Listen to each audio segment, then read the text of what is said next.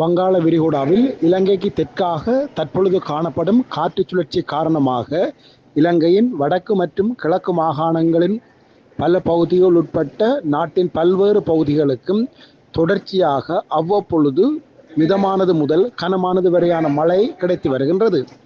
இந்த மழை எதிர்வரும் 3ஆம் தேதி வரை நாட்டின் பல்வேறு பகுதிகளிலும் நிலவுவதற்கான வாய்ப்புகள் காணப்படுகின்றது. அத்தோடு இன்று உள்நில பகுதிகளில் இலங்கையினுடைய கரையோர பகுதிகளில் உள்நில பகுதிகளில் காற்றினுடைய வேகம் மணிக்கு 40 தொடக்கம் 55 கிலோமீட்டர் வேகத்தில் வீசும் என எதிர்பார்க்கப்படுகின்றது.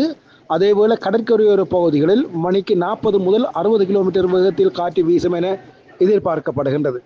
அத்தோடு இலங்கையினுடைய வடக்கு, கிழக்கு, தெற்கு மற்றும் தென்கிழக்கு கடற்பகுதிகள் கொந்தளிப்பான நிலைமையில் காணப்படும் என்பதனால் மீனவர்கள் கடலுக்கு செல்வதில் அவதானமாக இருப்பது அவசியமானது. அதேவேளை எதிர்வரும் 5ஆம் தேதியளவில் மீண்டும் ஒரு மழை நாளாக அமைவதற்கான வாய்ப்புகள் காணப்படுகின்றது. தொடர்ச்சியாக மார்ச் மாதம் 9ஆம் தேதி முதல் நாட்டினுடைய பல பகுதிகளுக்கும் மீண்டும் மழை தொடங்குவதற்கான நிலைமைகள் காணப்படுகின்றன.